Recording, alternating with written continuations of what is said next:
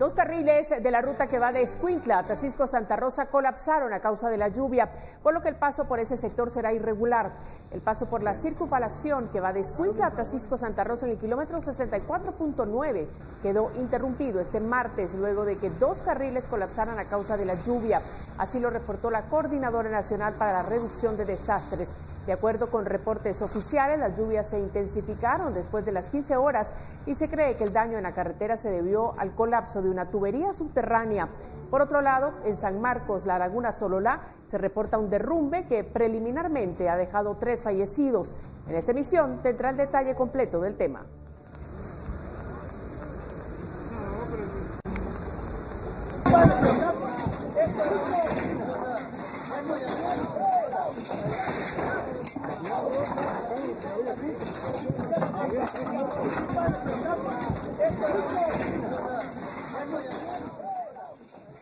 Buenas noches, gracias por sintonizar a esta hora la emisión estelar de Noticiero Guatevisión. Son muchas las noticias, el equipo está listo para reportarle lo más destacado de toda la jornada. Iniciamos.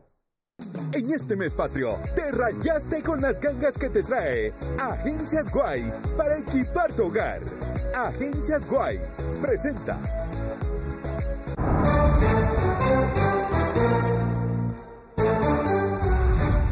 Localizan fallecida joven universitaria que había sido reportada como secuestrada en Teculután, Zacapa. Es la segunda muerte violenta en menos de 2 semanas.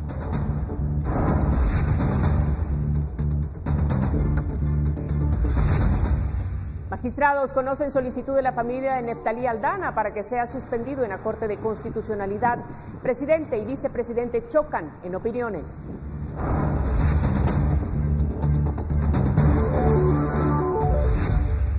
Falta de personal, equipo especializado y medicamentos provoca aumento de muertes por COVID en intensivos en 2 hospitales del país.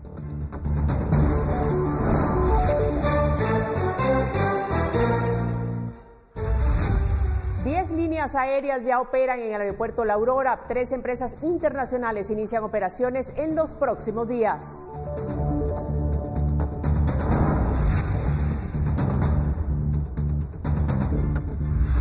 En temas internacionales se registra récord en inscripción de votantes para las elecciones en Estados Unidos.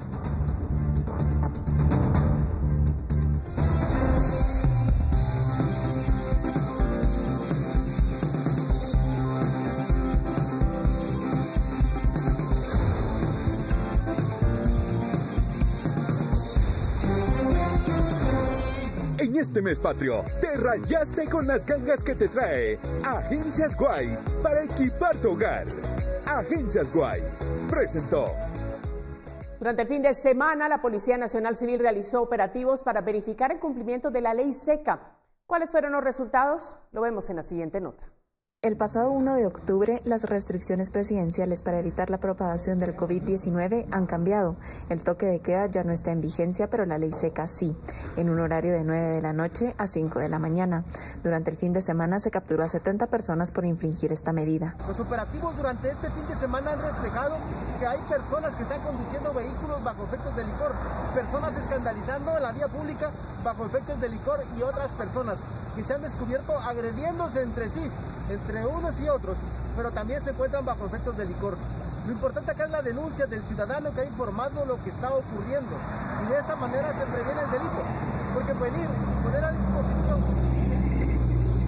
del juzgado correspondiente una persona que se conduce bajo efectos de licor es salvarle la vida. Los departamentos con más capturados son Guatemala y Escuintla.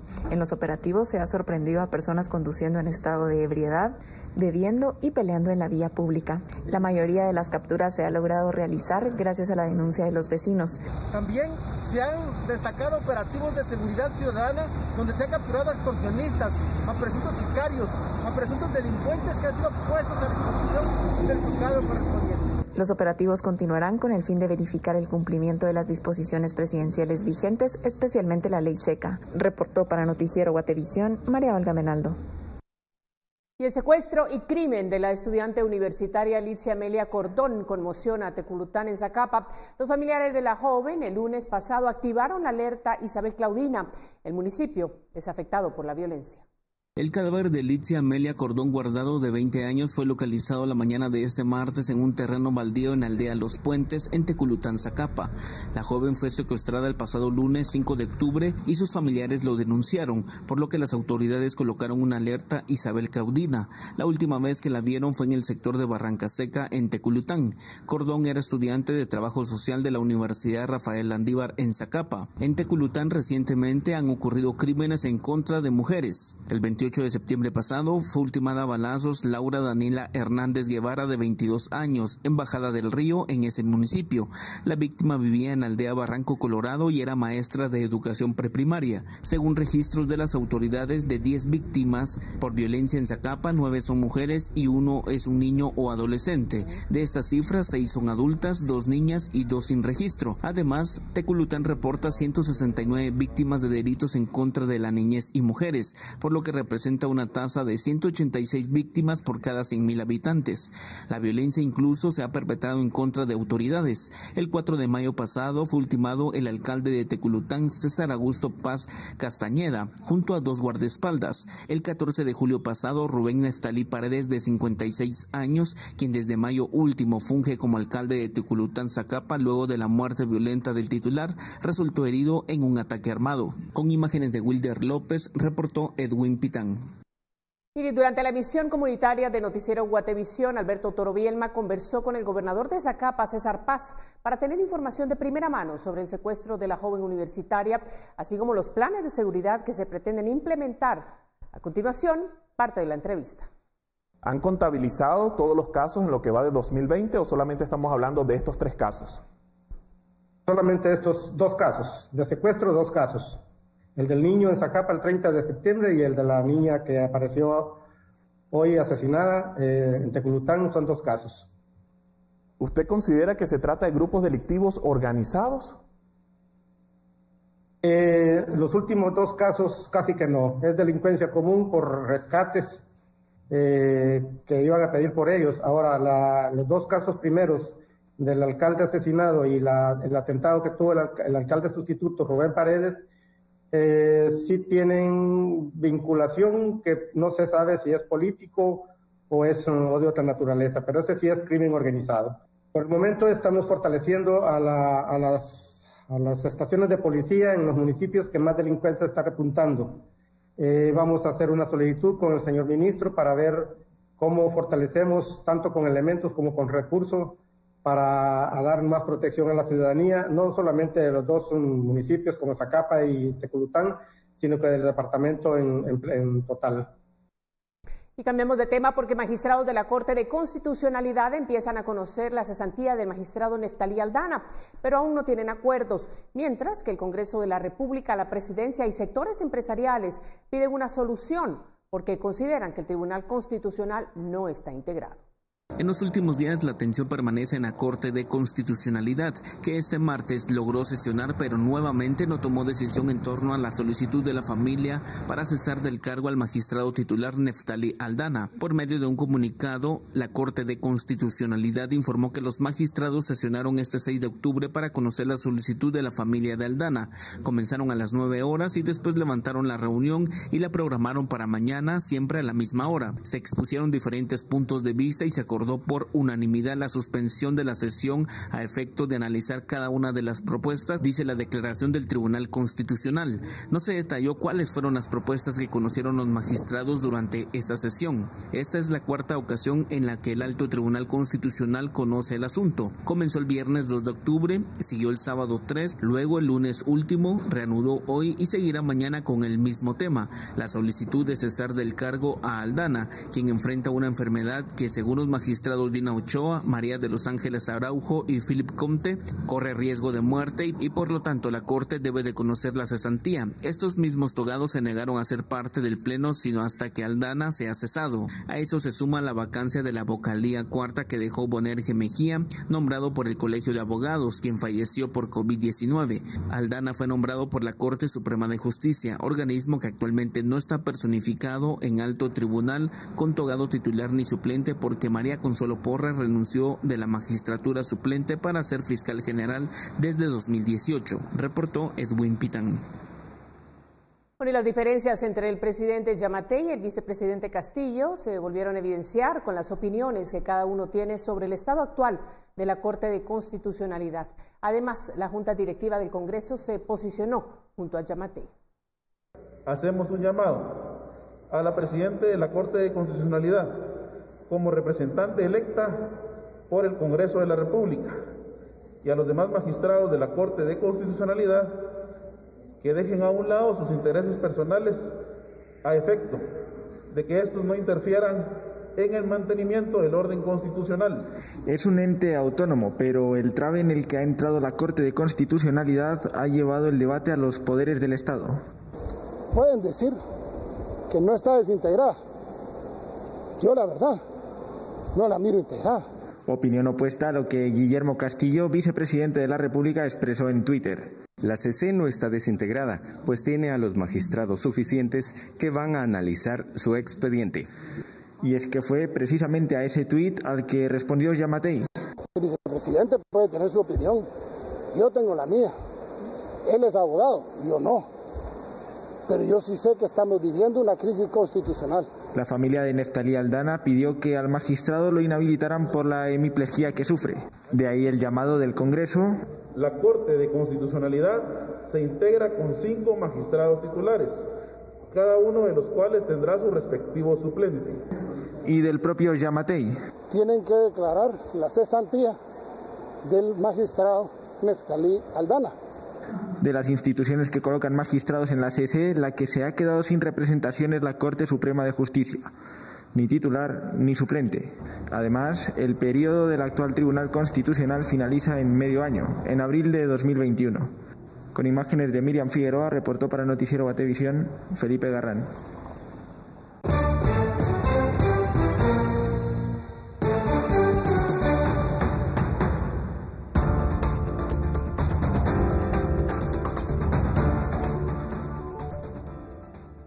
Denuncian aumento de muertes por COVID en áreas de intensivo de hospitales. ¿Qué se sabe sobre este tema? Volvemos con este y otros más.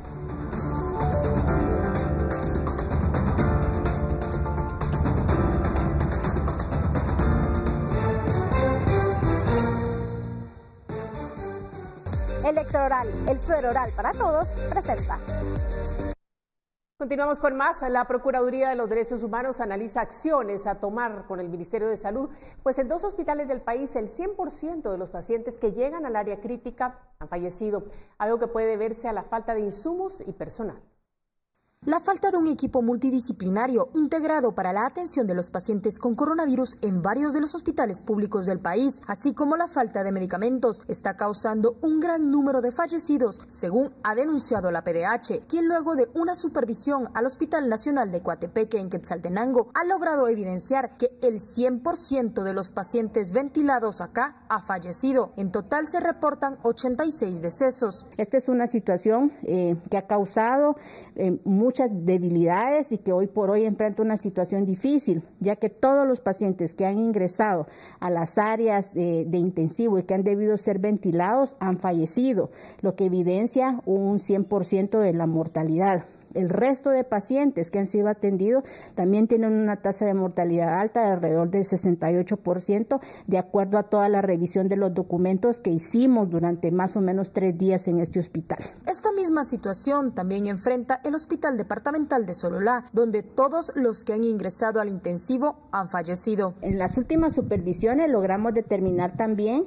que en el Hospital de Sololá se enfrenta la misma situación, aunque en un contexto distinto, ya que en este hospital únicamente hay un médico EPS, quien es el que está sosteniendo prácticamente la respuesta y la atención de los pacientes en el área de intensivo. Todos los pacientes que ingresan al área de ventilación, que necesitan ser ventilados, el 100% de ellos han fallecido. La institución informó que analiza las acciones a interponer contra el Ministerio de Salud por los casos de muertes en esos hospitales y considera que puede existir hasta denuncias penales. Nos encontramos en ese análisis y en esa situación de a dónde se deben de derivar estos informes para que se hagan las investigaciones que correspondan, partiendo de que el ente rector de la salud pública sigue siendo el Ministerio de Salud y que deben de haber investigaciones investigaciones administrativas que pudiesen derivar en temas penales ante una situación tan delicada como esta. Sobre esta situación, el Ministerio de Salud aún no se ha pronunciado. Con imágenes de Byron García, reportó para Noticiero Guatevisión, Andrea Domínguez. Y conocemos ahora la última actualización de casos de coronavirus en Guatemala, porque el país suma ya 94.870 casos, luego de que fueran confirmados 688 nuevos contagios. Estos datos corresponden a la actualización del 5 de octubre desde las 0 hasta las 23 horas con 59 minutos. La cifra de víctimas mortales ahora es de 3.310, luego de que ayer fueran confirmados 8 decesos. Según autoridades del Ministerio de Salud, hubo 652 casos recuperados estimados durante las últimas horas. En total, contabilizan 83.480 recuperados. También se dio a conocer que se realizaron 3.982 pruebas para detectar casos. El tablero da cuenta de que actualmente hay 8.080 casos activos estimados.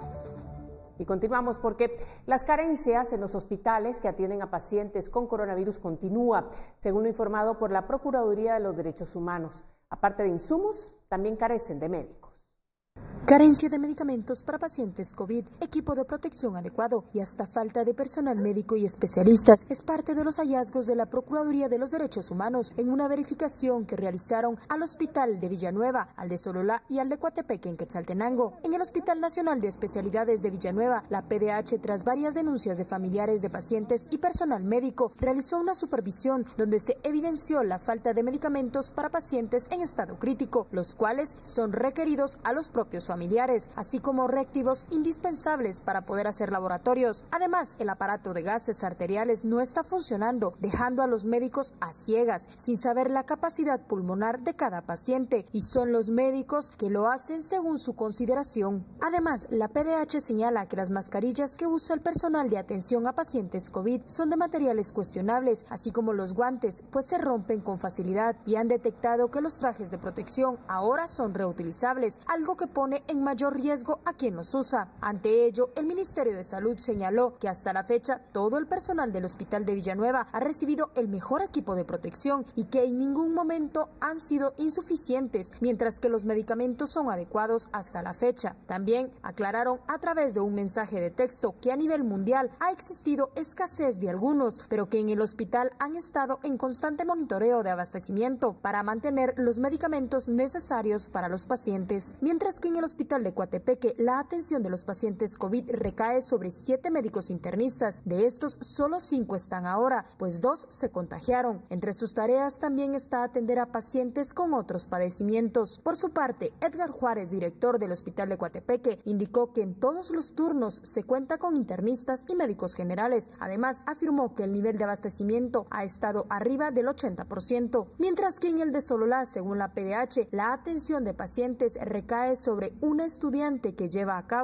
su ejercicio profesional supervisado, aunque la doctora Sheili Laparra, directora del Hospital de Sololá, afirmó tener el personal suficiente para atender a los pacientes positivos con COVID-19, como internistas, anestesiólogos y terapistas respiratorios. Con imágenes de Byron García, reportó para Noticiero Guatevisión, Andrea Domínguez. Electroral, el suero oral para todos, presentó. Vamos a cambiar completamente el tema porque tras subir a categoría 4, Delta avanza este martes hacia la península de Yucatán, en el sureste de México, donde tocaría tierra el miércoles como un huracán extremadamente peligroso. Así dijo el Centro Nacional de Huracanes de Estados Unidos. A medida que Delta recorre a 26 kilómetros por hora hacia el oeste-noroeste, las autoridades evacuaban los principales centros turísticos del Caribe mexicano, donde fue decretada la alerta roja de peligro máximo.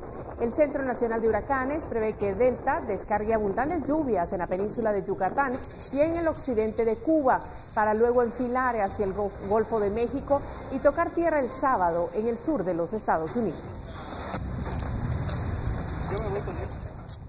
Y la Comisión Económica para América Latina y el Caribe reveló este martes que la crisis mundial provocada por la pandemia del coronavirus es peor que la del 2008 y que el impacto es tan grave que la recuperación tardará varios años, lo que repercutirá en mayores niveles de pobreza y pérdida de empleos en toda la región. Funcionarios de este organismo precisaron en el reporte que las secuelas y efectos a mediano plazo van a ser mayores porque la crisis va a durar más de lo que se pensaba cuando estalló la pandemia. Por ejemplo, este año se registró el cierre de 2,7 millones de empresas formales y se desconoce cuánto tiempo tardarán en recuperar su capacidad productiva, por lo que el desempleo alcanzará a 44 millones de personas.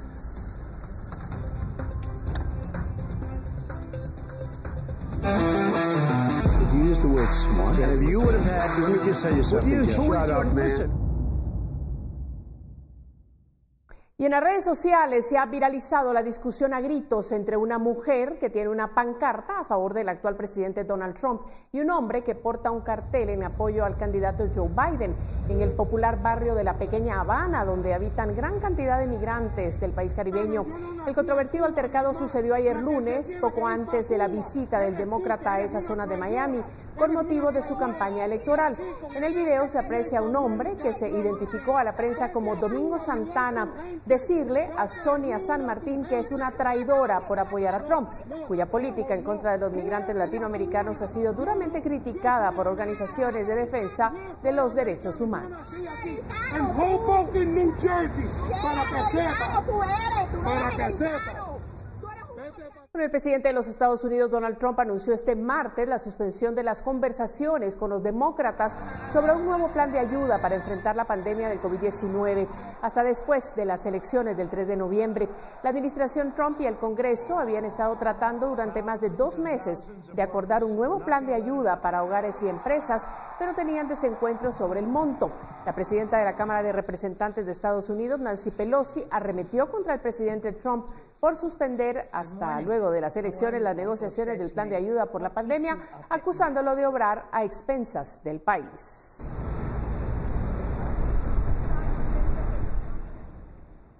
Y faltando menos de un mes para las elecciones presidenciales en Estados Unidos, una docena de estados cierra el registro de votantes, algunos de ellos con cifras récord de nuevos electores. Estados claves en la elección presidencial del 3 de noviembre como Arizona y Florida cierran este lunes el periodo de inscripción de votantes. En Florida, los republicanos lideran en el proceso de registro de nuevos electores y en Arizona han logrado cerrar la brecha que quedó en 2016. En el ámbito nacional, organizaciones que promueven la participación ciudadana a través del voto reportan un aumento récord en el registro de nuevos electores a pesar de la pandemia. En Texas, auguran un aumento en el voto latino. Creo que los hispanos han visto lo que ha pasado durante los últimos años y saben que necesitan estar más involucrados. A nivel estatal, casi 500,000 de nuevos votantes se inscribieron entre marzo y septiembre de este año y más de 2,300,000 desde las últimas elecciones presidenciales. Creo que es la necesidad que está haciendo, ¿verdad?, que nosotros mismos despertemos a las personas que están dormidas, dándoles la información necesaria. En Texas, los condados mayoritariamente demócratas lideran en el registro de nuevos votantes. El Partido Republicano lo atribuye a la influencia de figuras externas. ¿Teñir a Texas de azul? ¿Eso qué significa? ¿Convertir a Texas en California, Illinois, Nueva York, Nueva Jersey? ¿Quieres que Texas luzca como Manhattan, con una población empobrecida y negocios anémicos? Para finales de esta semana, 18 estados habrán cerrado el proceso de registración de nuevos electores, 14 de ellos entre ayer y hoy. En 3 estados ya comenzó el sufragio por adelantado en la mayoría de las entidades para el llamado voto ausente. Arnaldo Rojas, Voz de América, Houston.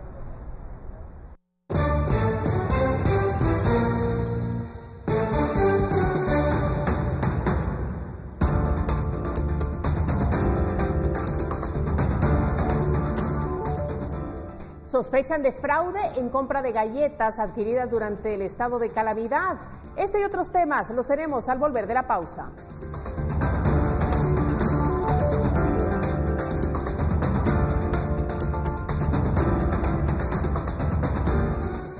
Estamos de regreso y ahora recibimos a Pamela Valdés. Ella nos trae el pronóstico del clima. María Luisa, muy buenas noches, qué gusto saludarles. Es momento de compartir con toda nuestra audiencia las condiciones del clima para esta noche y de mañana también para que ustedes lo puedan tomar en consideración y desde ya se empiecen a preparar. Continuamos con cielos parcialmente nublados para esta noche en la mayor parte del territorio nacional, sin descartar la probabilidad de lluvias y actividad eléctrica, especialmente sobre la franja transversal del norte. Estas mismas condiciones se mantienen para mañana y también tendremos altas probabilidades de lluvia para la meseta central en la región oriental y en los departamentos ubicados en la costa sur, especialmente en horas de la tarde y parte de la noche, y tendremos condiciones de totalmente nublado al norte, específicamente el departamento de Petén en la mayor parte del periodo. Y las condiciones en los próximos días, específicamente en la ciudad capital, esperamos para el miércoles a la mitad de la semana tormentas eléctricas con una temperatura máxima de 24 grados centígrados. Para el jueves cielos parcialmente nublados con una máxima de 24 y para el viernes totalmente nublado con probabilidad de lluvia con una temperatura máxima que se registra de 25 grados centígrados. Y por último, la salida del sol lo compartimos a continuación y lo esperamos mañana a las 5:52 de la mañana y se ocultará a las 5:47 de la tarde. Hasta aquí con información del clima. Que tengan una excelente noche. Muchísimas gracias, Pamela, por ese reporte. Importante conocer las condiciones climáticas. Mira, en este momento tenemos una transmisión en vivo, se la queremos presentar porque se ha reportado una tragedia en San Marcos La Laguna, en Atitlán, en Sololá. Importante lo que ha sucedido esta noche. Aparentemente ha sido una piedra de tremendas dimensiones que ha caído y ha definitivamente impactado en un área allá en San Marcos La Laguna. Vamos a dejar el ambiente para que usted lo mire. Varios medios de comunicación a nivel nacional. Tenemos también desplegado ya nuestros compañeros en diferentes lugares. En cualquier momento, pues nosotros informamos. Saben de que si se puede amontonar más la humedad, podría ocasionar otra tragedia, ¿verdad? Si pudieran hacer algo por estas fugas. Vamos a verificarlo. Sería perfecto, ¿verdad? De este lado. Dos, porfa, muchachos. Un poquito más al callejón, está más... Vaya, vamos a verificar. Me habían comentado de una fuga allá abajo, ya lo controlaron. Igual, ahí sí la controlamos. Muy bien. Vamos a verificar, muy amable. Sí. Muchas gracias, perdón. Bueno, como lo vemos, se está llevando a cabo los trabajos. Muchachos, de dos en dos, muchachos, de dos en dos a verificar todo, muchachos. Parejas, que ven conmigo, parejas. Muevan parejas, ahí vayan. Estamos viendo el lugar de los hechos acá en varios nombres de San Marcos. ¿Cómo estaban? Somos los que el grupo. Dos en dos, muchachos. Van a empezar el lugar.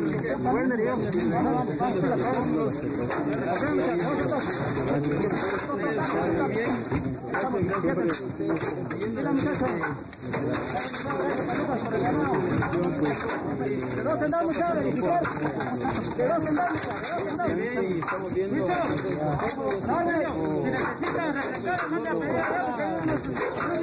que trajeron reflectores.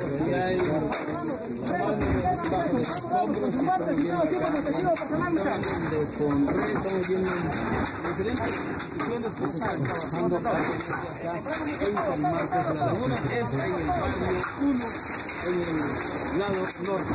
¿Quién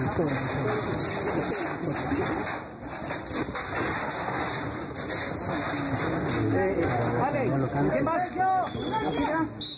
Aquí nadie. Silencio. Estimado, buenas noches. Lamentamos la situación ocurrida y de algunas veces que nos pueda compartir para el calor de nuestra comunidad, de nuestros vecinos y lamentable también la situación que está pasando en San Marcos de la Laguna. Sí, muy buenas noches. De hecho, recibimos varias llamadas de la 120 donde nos indicaban que había ocurrido que una piedra se viniera para abajo, la cual arrasó con 12 casas aproximadamente, la cual destruyó en su totalidad. En este hecho ocurrió, hay 12 personas aproximadamente heridas, las cuales fueron trasladadas por diferentes medios al centro asistencial y lamentablemente tenemos que lamentar 4 fallecidos, los cuales sido diagnosticado y corresponde con el nombre de Narciso Puisul Mendoza, aproximadamente de 39 años de edad, Catarina Puisul Mendoza, aproximadamente de 58 años de edad, María Puisul Mendoza, aproximadamente de 22 años de edad, y una nena aproximadamente de 6 meses de nacimiento, la cual también falleció en este hecho, lamentablemente. Bueno, vio las imágenes, agradecemos la cortesía de estas imágenes a Noticias Sololá y queremos ubicarnos en el punto de este despeño donde cayó esta roca. San Marcos La Laguna se encuentra a la orilla noroccidental del lago de Atitlán, colindante con Santa Clara La Laguna, Santa Cruz La Laguna y San Pedro La Laguna. En los extremos occidental y oriental, el pueblo queda encerrado por el cerro Tancujil, catalogado como reserva natural en la cuenca del lago, y la punta Tanquil, precisamente del lado de esta última es que se dio el desprendimiento. La zona del desastre es el barrio 1 del casco urbano, un área ubicada en las inmediaciones de la municipalidad y el Parque Central y justo en la salida hacia Santa Lucía, Utatlán. Usted lo puede ver en estas imágenes que le estamos presentando, donde esta noche atravesan pues por esta tragedia que ha sido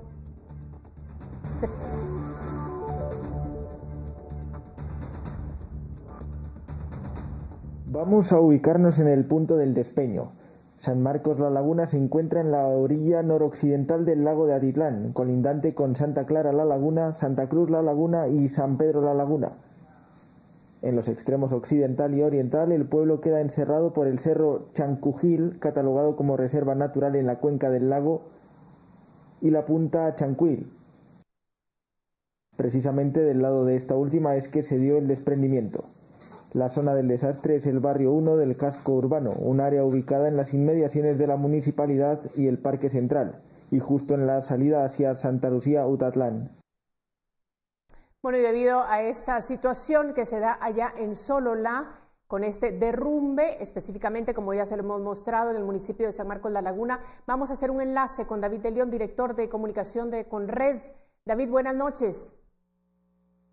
Buenas noches, un gusto saludarles, María Luisa. Gracias, David, y gracias por apoyarnos dando un poco más de información sobre lo que está pasando en ese lugar. ¿Qué se conoce hasta el momento? Bueno, creo que ustedes han estado transmitiendo esta información a la población, esta situación que ha ocurrido esta noche, lamentable, allá en San Marcos, en La Laguna. Tenemos, de acuerdo con la información que nos está trasladando desde el lugar, 4 personas fallecidas en estos momentos ya confirmados. Mientras tanto, personal, en este caso bomberos voluntarios, han estado realizando las acciones de búsqueda en el sector. Personal también desde acá de la ciudad de Guatemala, el equipo de respuesta inmediata de Conred se ha movilizado para también realizar este tipo de apoyar en las acciones hacia este lugar. Esperaríamos ya en aproximadamente unas 2 horas su arribo a este lugar, pero es una situación que se ha presentado esta noche, una situación asociado también a las condiciones de lluvia que se han tenido en este sector. Durante el fin de semana tuvimos fuertes lluvias en este lugar y sin lugar a dudas está asociado a la misma saturación que se presenta de agua en los suelos. Y prácticamente, recordemos, el departamento de Sololá es un sector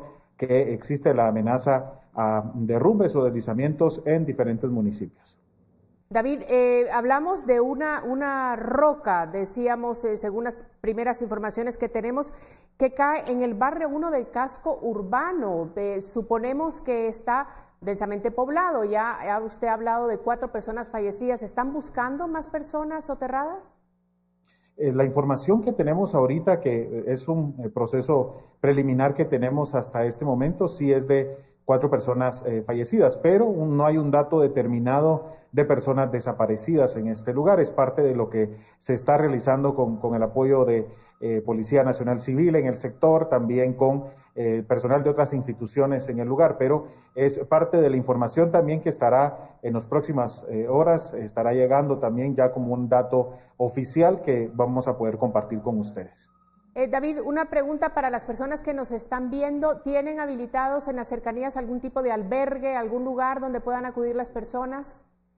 Por el momento es algo también de lo que se está coordinando en estos momentos con las autoridades municipales, con la unidad de gestión de riesgo también de la misma municipalidad. Hay diferentes centros, salones que podrían funcionar, pero es parte también del análisis, determinar las condiciones de seguridad del sector o de acuerdo también con, en su momento, si es necesario, realizar procesos de trasladarlos a municipios aledaños, que también es otra de las condiciones que habrá que analizar, pero debemos considerar, por un lado, esos factores de las condiciones de la noche como tal. Mientras tanto, sabemos que hay personas que se han refugiado con algunos vecinos, algunos familiares cercanos, mientras se da una respuesta, esta primera respuesta a la situación que se está presentando en San Marcos La Laguna.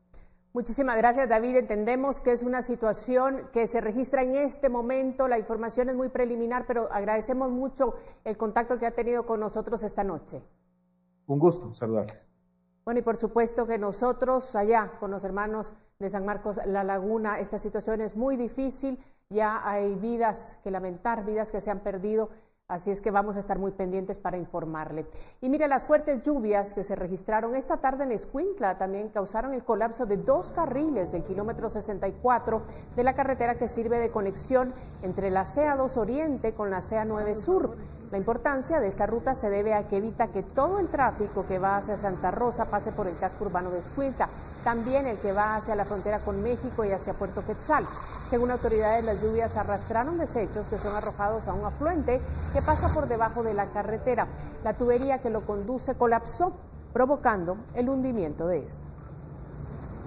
La carretera, las 2 vías que están aquí, podemos ver que hay un socavamiento, una gran laguna de aguas negras que se está dando ahí y socavó por debajo y del otro lado sí se llevó toda la carretera. Entonces estamos coordinando aquí con PNC para el resguardo de la población, que no se acerque por el problema que va a haber. Las lluvias van a continuar, entonces estamos coordinando para el día de mañana para pedir el apoyo correspondiente, hablar al Ministerio de Comunicaciones para que ya sea presente el día de mañana. Atención del caso, ya que sí, ya tenemos el dispositivo, pero realmente va a estar saturado estos días durante dura esta emergencia, ¿verdad? Va a estar saturada esta ruta, tanto de lo que conduce hacia Taxisco, lo que sube de Mazagua, carretera antigua al puerto, y lo de la autopista. Tenemos contemplado que en días normales se genera bastante tráfico y ahora con esta situación pues va a ser mucho mayor el tráfico que se va a estar generando.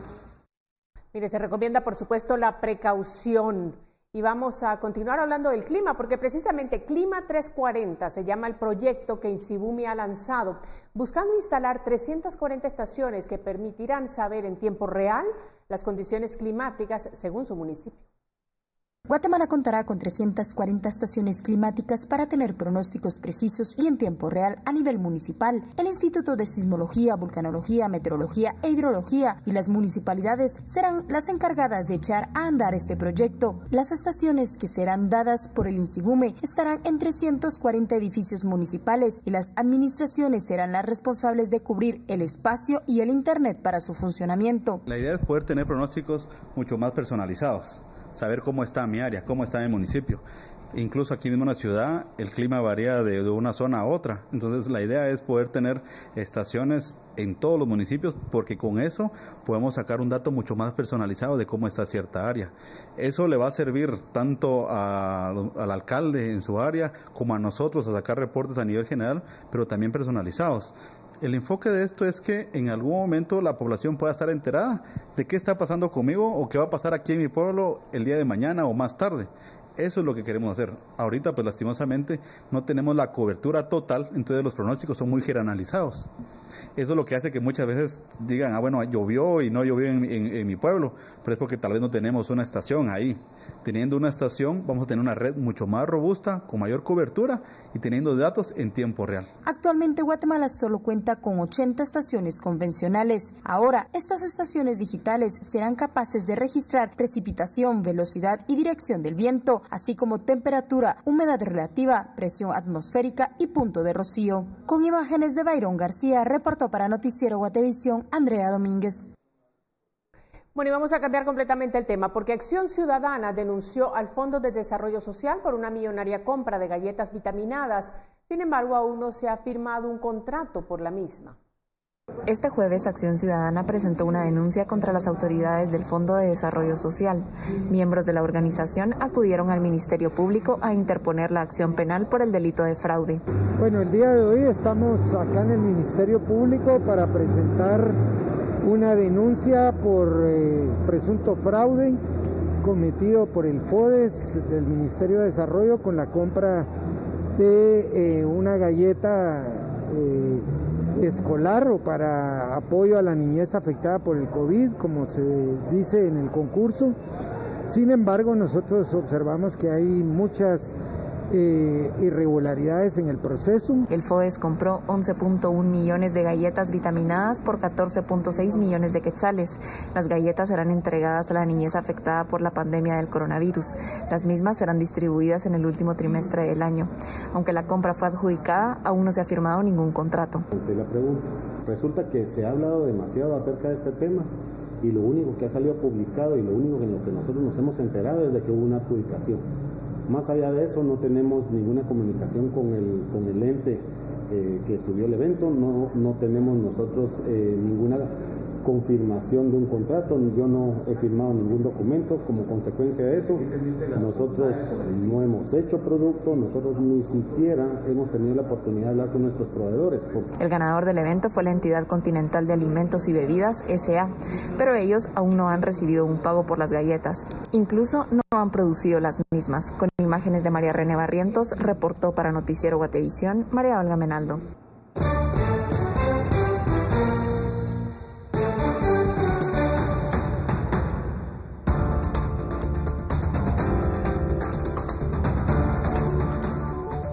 Aumenta operación de líneas aéreas en el país. ¿Qué destinos se proyectan para los próximos meses? Tenemos más luego de esta nueva pausa comercial.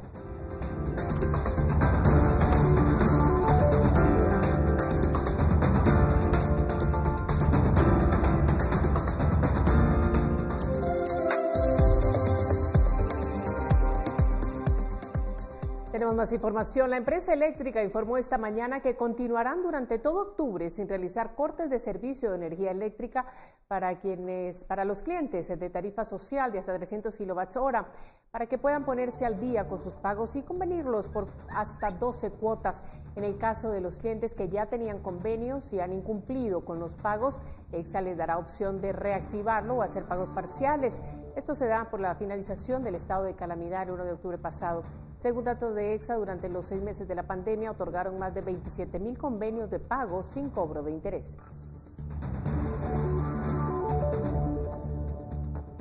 Y con la apertura del aeropuerto, las líneas aéreas poco a poco han ido regresando a la normalidad. Más aerolíneas reactivan esta semana sus vuelos a Guatemala. El próximo año, nuevas aerolíneas podrían llegar al país. Más de 15 días lleva abierto el Aeropuerto Internacional La Aurora luego de pasar casi 6 meses cerrado por la pandemia. Durante las primeras semanas, 4 aerolíneas fueron las que empezaron a operar en el país. Actualmente, en octubre, son 10 las líneas aéreas, incluyendo los transportes aéreos guatemaltecos. American, United, Spirit, son aerolíneas que tienen programaciones diarias para el mes de octubre. Avianca, pues, ha iniciado ya abriendo más rutas. Y estaba al principio todo vía El Salvador con 4 frecuencias semanales. Aeroméxico tendrá 3 frecuencias a la semana y es por el momento la única puerta que se tiene hacia México, pues Volaris aún no ha iniciado vuelos al país. Y aunque el proceso ha sido lento, según Rodas, hay aerolíneas que buscan a Guatemala como un nuevo mercado. Tal es el caso de Frontier y JetBlue, que antes de la pandemia habían anunciado su llegada al país. JetBlue, que viene desde Pensilvania, si no estoy equivocada, ellos van a retomar el reinicio de operaciones en Guatemala a partir del primer trimestre del 2021. Es posible que sea a finales de marzo. Frontier, por su parte, iniciaban en marzo, por lo que se espera que también retomen los planes de venir al país a principios del próximo año. Además, hay aerolíneas canadienses que están interesadas en venir. Solo están arreglando trámites y papeleos con la Superintendencia de Administración Tributaria. Mientras tanto, según Rodas, se ha tenido un incremento en las compras de boletos por parte de viajeros guatemaltecos, ya sea por negocios, trabajo o turismo. Para Noticiero Guatevisión, Paula Osaeta. Y Fundesa hizo un foro con diputados para hablar sobre la iniciativa de ley de infraestructura vial, pues Guatemala está en los últimos lugares del mundo con menos calidad y cantidad de infraestructura vial, y ese sería un elemento primordial para la reactivación económica y el desarrollo del país. El Congreso de la República está pensando en una agenda de reactivación económica y, según Fundesa, la iniciativa 5431, Ley General de Infraestructura Vial, pendiente de segundo debate, es una de las que podría ayudar a acelerar el crecimiento económico, el empleo y la inversión. Un estudio presentado hace algunas semanas a la Junta Monetaria por parte del Banco de Guatemala estima que la iniciativa de Ley General de Infraestructura Vial podría aumentar en un 6.1% el crecimiento económico en los próximos 2 años, generando la oportunidad de atraer $2.000 millones de nuevas inversiones y crear en tan solo un año alrededor de 166.300 nuevos puestos de trabajo. Se requieren 2.000 millones de quetzales al año como mínimo por los próximos 10 años para llegar a un nivel de cobertura de carreteras, y los costos de productos y servicios se reducirían. Si solo aumentamos un 1% del PIB en inversión en infraestructura, que no es nada para el contexto, no es nada, son 750 millones de dólares. A mí me tocó en los años que estuve en el sector eléctrico que se invirtieran 1.500, 2.000, 3.000 millones de dólares al año, o sea, 750 millones de dólares por 5 años no es nada.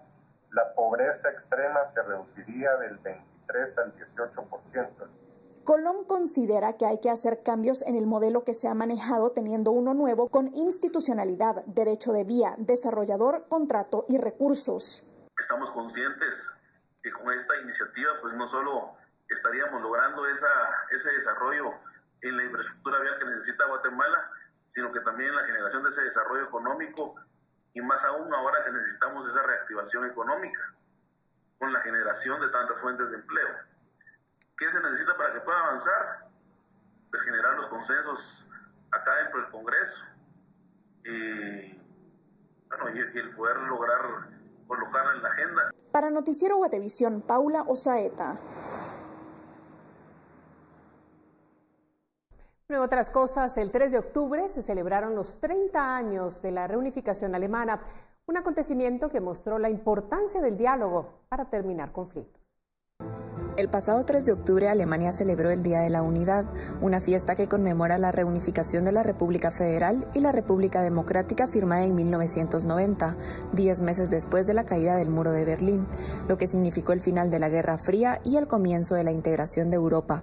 También significó la transformación de un territorio que por 41 años estuvo condenado a vivir la opresión del autoritarismo, la intolerancia y la falta de libertades. Con el fin de conmemorar este hecho histórico, la comunidad alemana en Guatemala llevó a cabo un autocinema en donde se proyectó la película Goodbye Lenin, que refleja los sucesos políticos durante la reunificación. En el evento, el embajador Harald Klein resaltó las lecciones que dejó este proceso tanto para Alemania como para el mundo. También destacó: ahora es nuestra tarea derribar los muros ideológicos que dividen a nuestras sociedades y crear puentes que fomenten la cooperación y solidaridad. Reportó para Noticiero Guatevisión, María Olga Menaldo.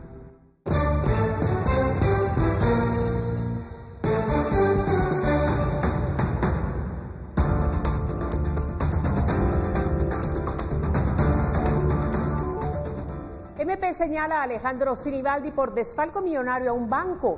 Tenemos este y otros temas en breve.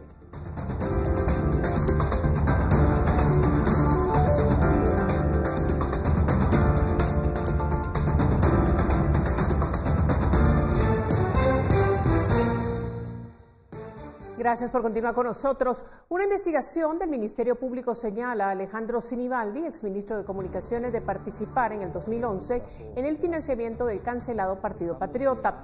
A puerta cerrada y bajo restricciones por el decreto de reserva, el exministro de Comunicaciones Alejandro Sinibaldi este martes en Juzgado Cuarto Penal empezó a escuchar la imputación de la Fiscalía Especial contra la Impunidad del Ministerio Público por su implicación en el caso Arca, un desfalco millonario a un banco para financiar al Partido Patriota. Al salir, Sinibaldi explicó que el caso está en reserva y no daría detalles, pero aseguró que no usará argucias para entorpecer los procesos. La FESI determinó que 26.192.553 quetzales fueron desfalcados al banco y parte de ese dinero fue desviado por medio de la entidad Estrategias e Inversiones, ARCA, para la campaña del PP.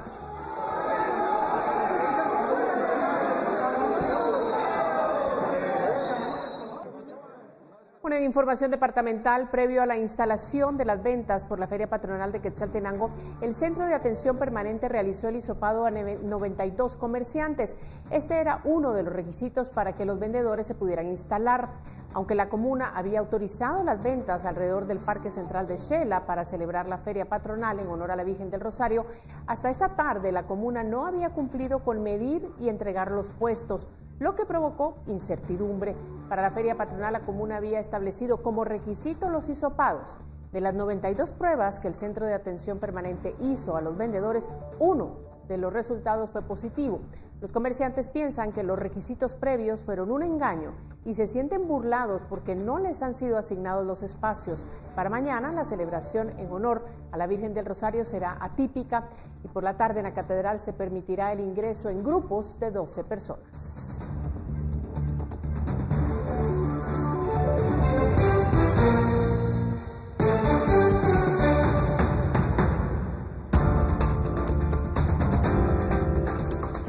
Actualizamos los datos de la emergencia ocurrida esta noche en Sololá, porque al menos 8 viviendas fueron destruidas por este deslizamiento en el barrio número 1 de San Marcos, La Laguna, en Sololá, donde los vecinos aseguran que hay varios muertos y desaparecidos. Hay unidades de los cuerpos de socorro que ya se movilizan hacia ese lugar para iniciar las tareas de rescate, mientras que vecinos del área hacen lo posible por localizar a los sobrevivientes. Los afectados aseguran que el desprendimiento de una roca de grandes dimensiones fue la causa del deslizamiento, por lo que las tareas de búsqueda y de rescate son complicadas. Además, pues una parte del servicio eléctrico quedó suspendido. De momento se habla de por lo menos 4 personas muertas, pero las tareas de búsqueda continúan en el lugar donde la roca de gran tamaño se desplazó unos 100 metros. Los socorristas hacen un llamado a la población para que no se acerque al lugar, pues este es de alto riesgo y eso dificulta el trabajo de los rescatistas. La Asociación de Lancheros de la localidad puso a disposición 10 embarcaciones para el traslado de heridos hacia los hospitales locales. Las imágenes que observa son compartidas por Noticias Sololá. Ese es un tanque, ese es un tanque. Vamos, muchachos. Sí. Vamos. Vamos, vamos, vamos.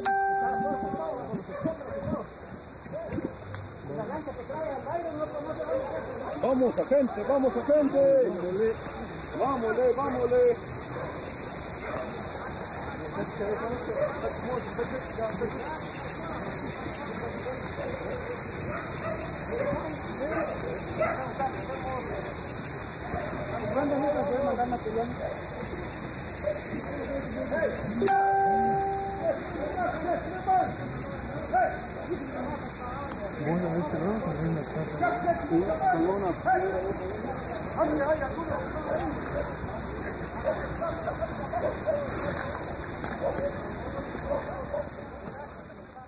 Bueno, esas son imágenes en vivo, nosotros estaremos pendientes. Usted puede conocer más según la información se vaya generando a través, por supuesto, de todas nuestras redes sociales, nuestras plataformas digitales.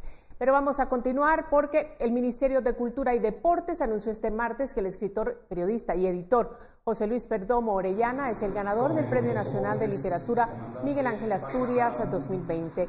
De acuerdo con la información difundida por esta cartera, el criterio para otorgarle el premio se sustenta en que su obra denota un ejercicio creativo e imaginativo de calidad, desde que ha realizado una ejemplar labor de rescate de la memoria y ha recuperado importantes voces de la literatura guatemalteca e internacional. Entre sus obras más destacadas se encuentran Pájaros Feos que Cantan, El Insurrecto Solitario y La Última y Nos Vamos. Además, destaca su trabajo periodístico con entrevistas a 4 ganadores del Premio Nobel de Literatura y 10 ganadores del Premio Cervantes.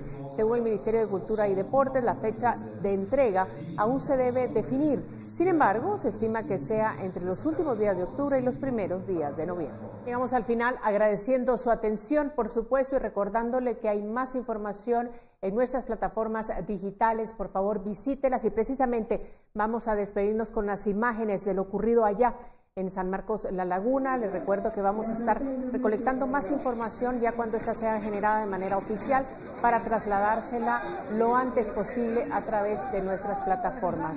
Que tenga buena noche. Fuerza, San Marcos La Laguna.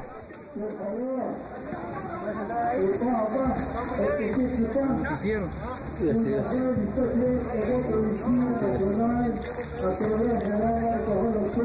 Narciso se murió, ¿verdad? Narciso se murió. Ya está en la ambulancia. Se murió con Narciso.